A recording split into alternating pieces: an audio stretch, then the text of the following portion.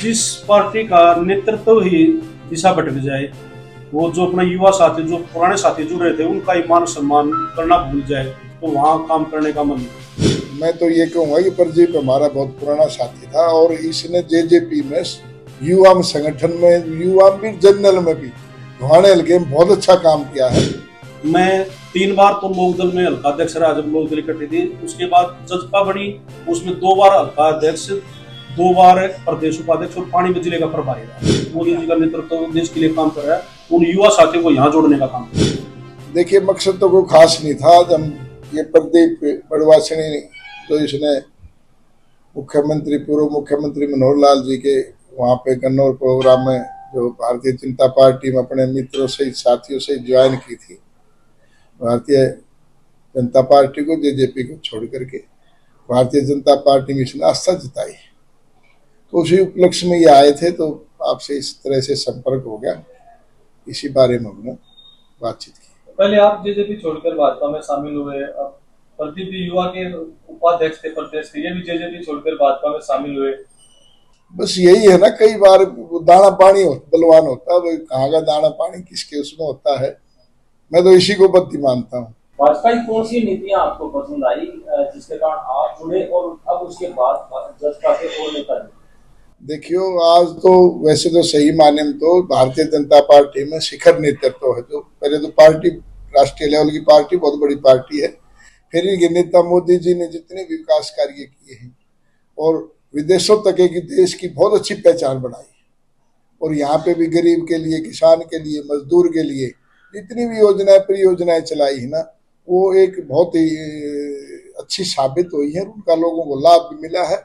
मैं ज्यादा वर्णन तो नहीं करूंगा, ज्यादा समय लगा। जहाँ आयुष्मान कार्ड है, जैसे गरीब आदमी को बड़ी दिक्कत आती थी इलाज के लिए, पैसा ही नहीं था, उसको कर्जा नहीं मिलता था, और उसको पास फ्री में हॉस्पिटल में भी बच्चे छोड़ के आ जाते हैं, उसको फ्री खाना भी मिलता है, दवाई भी फ्री मिलती है, और जब वो ठीक हो जाता है, जब अपने आप घर आ जाता है।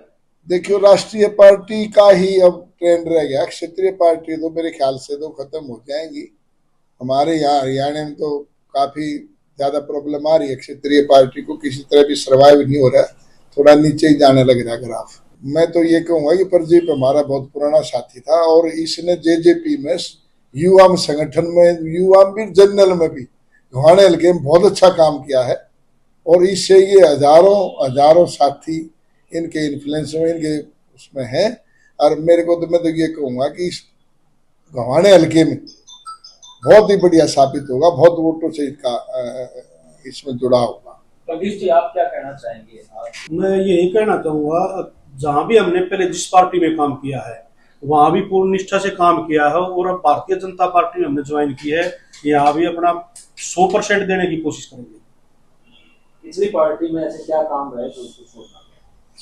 जिस पार्टी का नेतृत्व ही दिशा भटक जाए, वो जो अपना युवा साथी, जो पुराने साथी जुड़ रहे थे, उनका ही मान सम्मान करना भूल जाए, तो वहाँ काम करने का मन नहीं। अब लोकसभा चुनाव में आप किस तरह से देख रहे हैं भाजपा को? कितनी वोटों से आप मान के चल रहे हैं? लोकसभा का परिणाम जो पूरे देश में और अपने सोनीपत क्षेत्र में भी इसका असर रहेगा। मोदी जी का जो नेतृत्व है, लोगों को के सांसद से जो देश के कानून बनते हैं वो संसद में बैठ के बनते हैं, और यहाँ से मोहनलाल बड़ोली का भी लाखों वोटों से जीत के जाएंगे।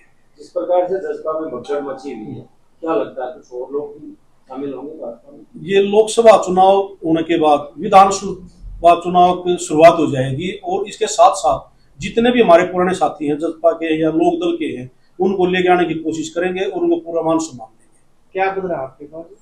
मैं 3 बार तो लोकदल में हल्का अध्यक्ष रहा जब लोकदल इकट्ठी थी। उसके बाद जजपा बनी, उसमें 2 बार हल्का अध्यक्ष, 2 बार प्रदेश उपाध्यक्ष और पानीपत जिले का प्रभारी रहा। अभी हाल में क्या करते हैं? मैं युवा प्रदेश उपाध्यक्ष था।